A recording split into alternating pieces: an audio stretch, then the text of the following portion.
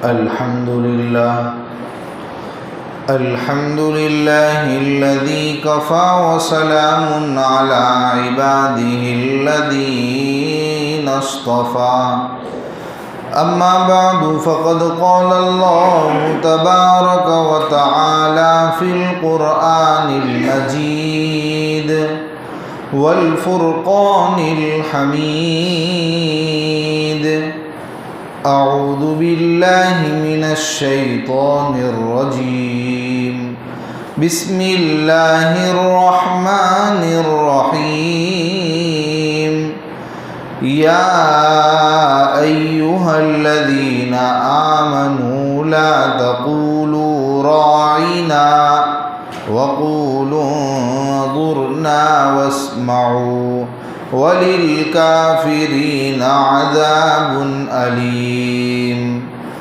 ما يود الذين كفروا من أهل الكتاب ولا المشركين أن ينزل عليكم من خير من ربكم والله يختص برحمته من يشاء والله ذو الفضل العظيم إلى آخر الآية. صدق اللہ العظیم. بزرگان محترم، میرے نوجوان ساتھیوں، ابھی تک اللہ کے نبی صلی اللہ علیہ وسلم کے ساتھ اور قرآن کریم کے ساتھ اہل کتاب یعنی یہود اور نصارہ کے جو معاملات تھے اس کا تذکرہ چل رہا تھا. اب سے مسلمانوں کے ساتھ اہل کتاب کے کیا معاملات تھے، اور کچھ معاملات میں مشرکین بھی یہودیوں کے ساتھ مل جاتے تھے، تو خیر مسلمانوں کے ساتھ ان کے جو معاملات تھے اس کا تذکرہ شروع ہو رہا ہے. جو آیت کریمہ پڑھی اس کی تفسیر میں آتا ہے کہ یہود اللہ کے نبی صلی اللہ علیہ وسلم کی مجلس میں کبھی آیا کرتے ہیں اور شرارت کے طور پر کبھی کہتے ہیں رائنا. اس کا ترجمہ ویسے ہوتا ہے کہ ہماری رعایت کیجیے، کہ اللہ کے نبی رائنا، ہمیں پلے نہیں پڑا، حالانکہ سب سمجھ میں آیا لیکن پھر بھی شرارت ان کو سوچتی، ہمیں پلے نہیں پڑا، ہمیں ہماری رعایت کیجیے، ہمارے سامنے مزید مسئلے کو سمجھائیے، اس کی وضاحت کیجیے.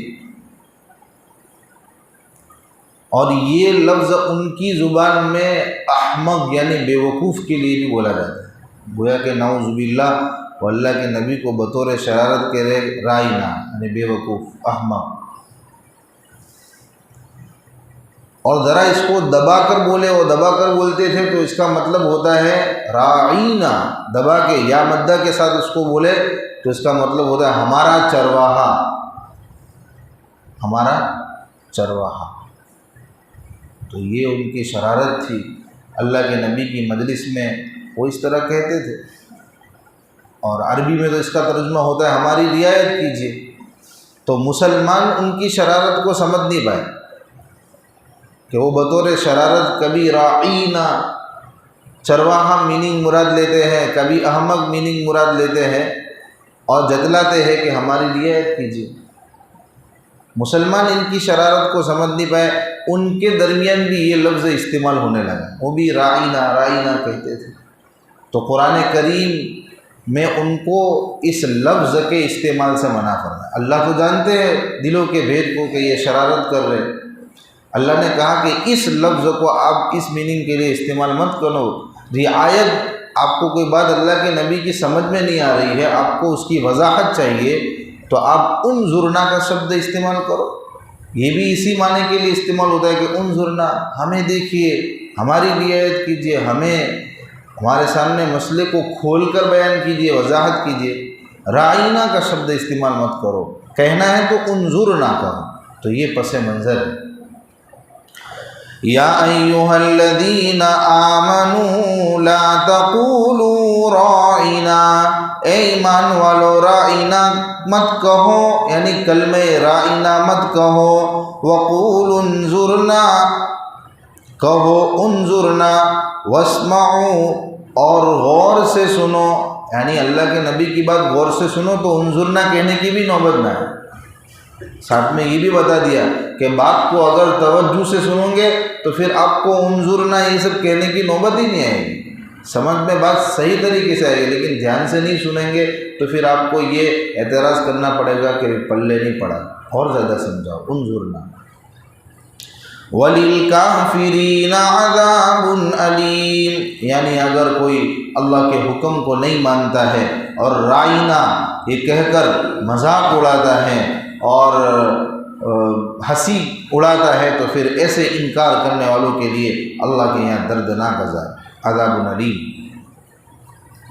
آگے اللہ نے فرمایا ما یود الذین کفروا من اہل الکتاب ولا المشرکین، جو لوگ اسلام نہیں انہوں نے اپنایا تھا، اسلام قبول نہیں کیا تھا، چاہے پھر وہ اہل کتاب ہو یا پھر مشرکین ہو، وہ بالکل یہ نہیں چاہتے تھے کہ مسلمانوں کے ساتھ اللہ کی طرف سے خیر کا معاملہ کیا جائے، مسلمانوں کی ترقی ان سے نہیں دیکھی جاتی تھی، خاص کر کے ہجرت کے بعد مسلمانوں کا ترقی کا دور شروع ہوا تو نہ کوئی یہودی اور نہ ہی کوئی مشرک دل سے وہ خوش تھا، بلکہ ان کے دل کباب ہو رہے تھے، وہ جل رہے تھے مارے حسرت کے، مسلمانوں کی ترقی ان سے دیکھی نہیں جاتی تھی، وہ نہیں چاہتے تھے کہ ان کے اوپر ان کے پروردگار کی طرف سے کوئی خیر نازل ہو، اللہ کی عنایتیں مسلمانوں پر ہو، تو اللہ ان کو کہہ رہے ہیں واللہ یختص برحمتہ من یشاء، بھئی اللہ اپنی رحمت کے ساتھ جس کو چاہے خاص کر دے، اللہ بڑے فضل والے ہیں، اور اللہ کے فضل سے ہر شخص بہراور ہو سکتا ہے، شرط یہ ہے کہ آدمی اپنے اندر استحقاق پیدا کرے، اور استحقاق اور قابلیت یہی ہے کہ آدمی ایمان لائے اور پھر عمل صالح کرے، نیک کام کرے، تو پھر اللہ کا فضل اس پر بھی ہو، اللہ کے فضل سے ہر کوئی بہراور ہو سکتا ہے، شرط یہ ہے کہ اپنے اندر وہ استعداد پیدا کرے، اپنے آپ کو حقدار بنائیں اللہ کے فضل۔ تو ایمان والوں پر اگر اللہ کی عنایتیں، رحمتیں اور فضل برس رہا ہے، ہو رہا ہے، تو یہودی تم جلتے ہو تو جلو، مشرکو تم جلتے ہو تو جلو، اللہ کا فضل تو جس پر اللہ چاہیں گے برسے گا۔ ما ننسخ من آیت او ننسها نأتی بخیر منها او مثلها، کسی آیت کو ہم نسخ کر دے، مٹا دے، یا ہم کسی آیت کو بھلا دے تو ہم اس سے بہتر لائیں گے یا اس کے مانند لائیں گے۔ کیا تم جانتے نہیں ہو کہ اللہ تعالیٰ ہر چیز پر قادر ہے؟ الم تعلم ان اللہ علی کل شیء قدیر۔ مشرکین اور یہودی جو تھے وہ نسخ کے معاملے کو لے کر مسلمانوں میں اشتباہ پیدا کرتے تھے، مسلمانوں کے اندر شک اور شبہات پیدا کرتے تھے، ایسی ان کی کوشش۔ نسخ کا معنی ہوتا ہے بدلنا، منتقل کرنا۔ دو چیزیں ہوتی ہیں، ایک ہے نسخ فی الشریعہ، ایک ہے نسخ فی الشرائع، کہ شریعت کو اللہ بدل دے۔ جیسے پہلے آدم علیہ السلام کی شریعت تھی تو پھر ان کا دور گیا تو اللہ نے چاہا کہ اب ان کی شریعت کو ختم کرے، تو اللہ نے نوح علیہ السلام کی شریعت سے بدل دیا ان کی شریعت کو، پھر اللہ نے بدل کے حضرت ابراہیم علیہ السلام کی شریعت، پھر اس کو بدل کے اللہ تعالیٰ نے موسیٰ علیہ السلام کی شریعت، عیسیٰ علیہ السلام کی شریعت، پھر آخر میں جا کے حضرت محمد صلی اللہ علیہ وسلم کی شریعت آج تک چل رہی۔ اسی طریقے سے کہ نسخ فی الشریعہ، کہ اللہ کسی حکم کے اندر تبدیلی کرے. پہلے اللہ کوئی حکم لاوے، پھر بعد میں احوال بدل جاوے، تو احوال کے بدلنے سے حکم بدلنا پڑے تو اللہ بدل دے. جیسے کہ پہلے 2 نمازیں تھیں، لیکن شب معراج پہ اللہ نے پھر کسی حکمت سے، اور اللہ احکم الحاکمین ہے، اللہ مالک ہے، اللہ جب چاہے حکم بدل سکتے ہیں، تو اللہ نے 5 نمازیں کر دی. تو شریعت رہی، لیکن ایک حکم کے بعد اللہ جب چاہے تو اس حکم کو تبدیل کر کے دوسرا حکم لائے، یا پھر کسی حکم کو اللہ لوگوں کے ذہنوں سے بھلا دے، شریعت کو بدل دے. یا تو اللہ اپنی مرضی سے شریعت کو بدل دے، یا پھر یہ کہ امت نے شریعت کی قدر نہیں کی تو اللہ تعالیٰ اس سے بہتر شریعت لے آئے، اس کے مانند شریعت لے آئے. خیر، کہنے کا مقصد یہ ہے کہ یہود یہ پہلی قسم کو لے کر اعتراض کرتے تھے، مسلمانوں کے ذہن کو خراب کرتے تھے، مسلمانوں کو تشویش میں مبتلا کرتے تھے کہ پچھلی شریعتوں میں کوئی کیڑے پڑ گئے تھے تو پھر نئی شریعت لا دی، پچھلی شریعت میں کوئی کیڑے پڑ گئے تھے تو شریعت اللہ نے بدلی. اس طرح اعتراض کرتے تھے، مسلمانوں کے ذہن کو خراب کر دے. اور دوسری قسم پر مشرکین اعتراض کرتے تھے کہ یہ کیا ہے کہ ہر آئے دن نیا حکم، پہلے یہ حکم تھا اب دوسرا حکم آ گیا تو حکم میں تبدیلی کر رہے ہیں، گویا کہ اللہ کی رائے بدلتی رہتی ہے، یا پھر آپ کے نبی احکام کو اپنی مرضی سے بدلتے. تو ایسے مسلمانوں کے ذہن کو خراب کرتے تھے. تو اللہ نے جواب دیا ہے کہ بھئی کوئی آیت کو اللہ بھلا دے، کسی حکم کو بدل دے، شریعت کو بدل دے، تو اللہ اس سے بہتر شریعت لانے والے ہیں. احوال بدل جاتے ہیں، زمانہ بدل جاتا ہے، تو پھر احکام بھی بدلنے پڑتے ہیں. اور اس میں 2 حکمتیں ہیں اللہ کی، ایک حکیمانہ حکمت ہے، ایک حاکمانہ حکمت ہے. یہ نسخ کرنے میں الم تعلم ان اللہ علی کل شیء قدیر، یہ حاکمانہ حکمت ہے کہ تم کیا جانو اللہ تو ہر چیز پر قادر ہے. اللہ قادر مطلق ہے، اللہ جب چاہے اپنی شریعت میں تبدیلی کرے، اللہ جب چاہے حکم میں تبدیلی کرے. تم کون ہوتے ہو ٹانگ اڑانے والے؟ یہ حاکمانہ حکمت، حاکمانہ حکمت. الم تعلم ان اللہ لہ ملک السماوات والارض، کیا تم نہیں جانتے ہو کہ اللہ تعالیٰ ہی کا ہے آسمان اور زمین کی سلطنت، اللہ تعالیٰ ہی کی ملک ہے. وما لکم من دون اللہ من ولی ولا نصیر، اور اللہ کو چھوڑ کر تمہارا کون ولی ہے اور کون نصیر ہے، کون مددگار ہے، کون کارساز ہے. یہ حکیمانہ حکمت ہے نسخ کی. مطلب کہ بھی کائنات کا ذرہ ذرہ اللہ کا ہے، آسمان اللہ کی ملک ہے، زمین اللہ کی ملک ہے، پوری کائنات اللہ کی ہے، اللہ کے حکم سے پوری کائنات چلتی ہے. تو پھر اللہ تعالیٰ شریعت میں تبدیلی کریں، کوئی حکم کو اللہ تعالیٰ بدل دے، تو اس میں اعتراض کی کیا بات ہے؟ اور پھر تم یہ بھی تو سمجھو کہ بھئی کارساز اور مددگار اللہ کے سوا کوئی ہے نہیں. ہر ایک کو اپنے کاموں کو بنانے کے اندر خدا کی ضرورت ہے، اپنے کاموں میں بنانے کے اندر مدد چاہیے تو خدا کی مدد چاہیے. تو سب کا کارساز اللہ ہے، مدد کرنے والا نصیر اللہ ہے. تو پھر اللہ تعالیٰ حسب مصلحت، جیسی مصلحت کی ضرورت پڑے، اللہ تعالیٰ مصلحت کے اعتبار سے ہر قوم میں احکام کو بدل دے، شریعت کو بدل دے. تو یہ ان کا اعتراض بیجا تھا، مسلمانوں کے ذہن کو خراب کرنے کے لیے تھا کہ بھئی شریعت کیوں بدلی. حالانکہ موسیٰ علیہ السلام کے جو ماننے والے یہودی تھے وہ نسخ کے قائل نہیں تھے، لیکن پچھلی شریعتوں کے نسخ کے قائل تھے. یعنی ہمارے شریعت نے آ کر، موسیٰ علیہ السلام کی شریعت نے آ کر پچھلی شریعتوں کو ختم کر دیا. موسیٰ علیہ السلام کی شریعت سے وہ پچھلی شریعتیں ختم ہو گئی، لیکن جو آگے آئی اس کے بعد وہ ختم نہیں کرے. یعنی قیامت تک موسیٰ علیہ السلام کی شریعت چلے گی. وہ نسخ کے قائل اس اعتبار سے نہیں تھے. اور جو مشرکین تھے، بلکہ آج کے زمانے میں جو برہمن ہیں، یہ ان لوگوں کا کیا عقیدہ ہے؟ وہ بھی یہی مانتے ہیں کہ بھئی ایک ہی شریعت چلتی آ رہی، ہندوازم یہی چیز چل رہی ہے، اس میں کوئی تبدیلی نہیں ہوگی قیامت. اور ہمارا یہ ماننا ہے کہ اللہ نے حسب موقع انبیاء کو بھیجا، سب کی آدم علیہ السلام کی شریعت تھی، پھر نوح علیہ السلام کی شریعت آئی، پھر اللہ تعالیٰ نے ابراہیم علیہ السلام کی شریعت کو لایا، پھر اللہ تعالیٰ نے موسیٰ علیہ السلام، عیسیٰ علیہ السلام، اب اللہ کے نبی صلی اللہ علیہ وسلم کی شریعت یہ آخری شریعت، اس کے بعد کوئی نیا نبی نہیں آئے گا، نئی شریعت نہیں آئے گی۔ تو ان دوران میں اللہ نے جو احکام کو بدلنا تھا حسب ضرورت اللہ نے بدلا۔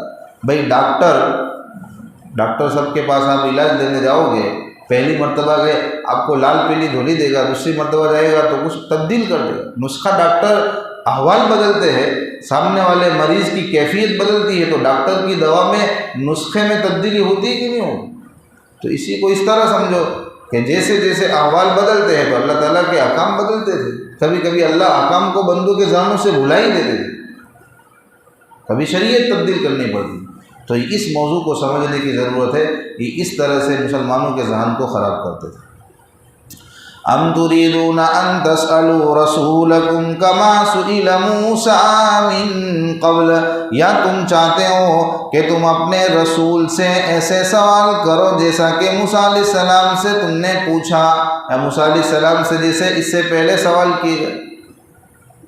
یہودی اللہ کے نبی کے زمانے میں یہود کے چند سردار اللہ کے نبی کے پاس آئے اور اللہ کے نبی کے سامنے یہ درخواست رکھی کہ آپ کو ہم جب ہی مانیں گے جب آپ قرآن کو پورا کا پورا لکھا ہوا آسمان سے اتار دیں۔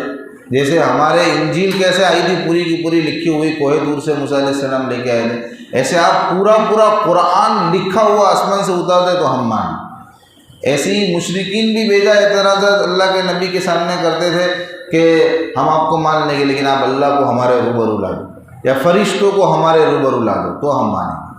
تو ان کو کہا جا رہا ہے کہ بھئی تم اس سے پہلے تمہارے آباء و اجداد بھگت چکے ہیں، ایسے بیجا اور محمل سوالات وہ کیا کرتے تھے، ان کو بھی اللہ کو دیکھنا تھا، اللہ کا کلام سننا تھا، گئے تھے دیکھنے، پھر منہ کی کھائی تھی، ہلاک ہوئے تھے۔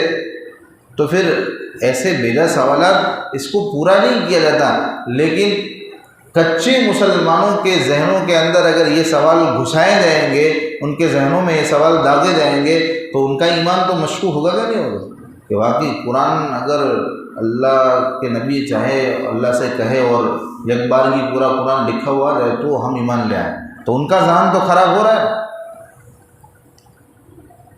تو اللہ فرماتے ہیں وَمَن يَتَبَدَّلِ الْكُفْرَ بِالْإِيمَانِ فَقَدْ ضَلَّ سَوَاءَ السَّبِيلِ، جو کفر کو ایمان سے بدل دے، یعنی بے ایمان رہے، کافر ہی رہے، مسلمان نہیں ہوتا ہے تو وہ تو گمراہی میں بھٹک گئے۔ یعنی کہ سیدھے سیدھے ایمان لانا ہو تو ایمان لاؤ، ورنہ پھر گمراہی میں بھٹکتے رہو۔ ایسے بیجا محمل سوالات کا جواب نہیں ملے گا، تمہارے مطالبات پورے نہیں کیے جائیں گے۔ ماضی میں تمہارے آباء و اجداد نے کیے تھے تو پھر انہوں نے کیا کیا تھا سب جانتے ہیں۔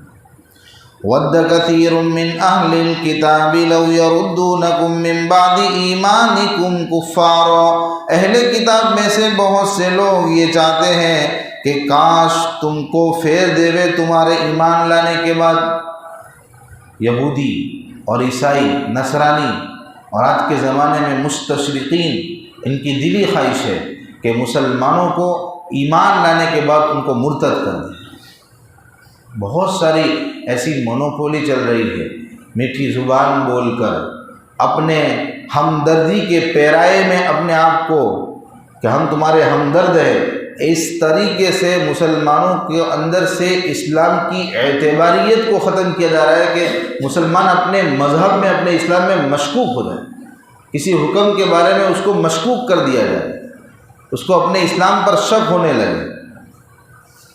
تو ایسی کوششیں چل رہی ہے۔ تو اس وقت بھی یہودی کی، عیسائیوں کی یہ کوششیں ہوا کرتی تھی کہ مسلمانوں کو ایمان لانے کے بعد مرتد بنا دیں۔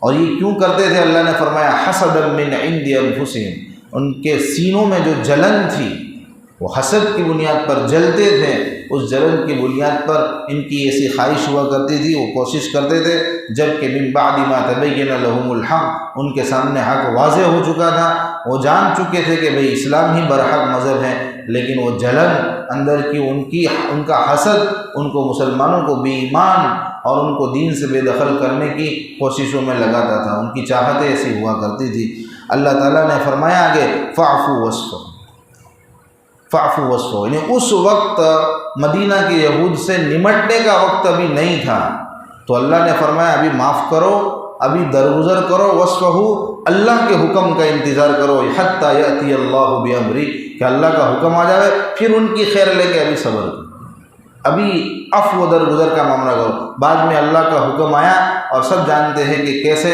بنو نذیر کو، جو یہود کا ایک بڑا قبیلہ تھا، اس کو جلا وطن کیا گیا، شہر بدر کیا گیا، اور بنو قریظہ غدار جو یہود کا قبیلہ تھا، اس کو کیسے تہ و تیغ کیا گیا۔ یہ اللہ کے حکم کے آنے کے بعد یہ ساری چیزیں ہوئی، لیکن جس وقت یہ کہا گیا تھا تب صبر کی تلقین کی گئی کہ ابھی عفو درگزر کرو، ان کو کرنے دو، لیکن جب اپنا ٹائم آئے گا تب پھر ان سے نمٹیں گے۔ ان اللہ علی کل شیء قدیر، یقیناً اللہ تعالیٰ ہر چیز پر قادر ہے، یعنی اللہ تعالیٰ ان کے زور کو ختم کرنے پر قادر ہے، جب وقت آئے گا تو اللہ ان کے زور کو ختم کر دے گا۔ اب مسلمانوں کو کہا جا رہا ہے کہ تم اعمال میں لگے رہو، ہمیں بھی یہ نصیحت آج کے زمانے میں پکڑ لینی چاہیے، وَأَقِيمُوا الصَّلَاةَ، کہ مسلمانوں کو اعمال میں لگے رہنا چاہیے کہ نماز قائم کرو، وَآتُوا الزَّكَاةَ، زکوٰۃ ادا کرو، وَمَا تُقَدِّمُوا لِأَنفُسِكُم مِّن خَيْرٍ تَجِدُوهُ عِندَ اللَّهِ، جو بھی نیک عمل ہم کریں گے، ہماری ذاتیں کرے گی، وہ ہم اللہ کے پاس موجود پائیں گے، اللہ کے پاس ہم اس اعمال کو پائیں گے۔ ان اللہ بما تعملون بصیر، یقیناً اللہ تعالیٰ تمہارے اعمال کو دیکھ رہے ہیں، ہم کیا کر رہے ہیں دنیا میں، اللہ کو سب خبر ہے، آخرت میں اس کی جزا انشاءاللہ ملے گی۔ اللہ تعالیٰ کہنے سے سننے سے عمل کی توفیق عطا فرمائے۔ صدق اللہ۔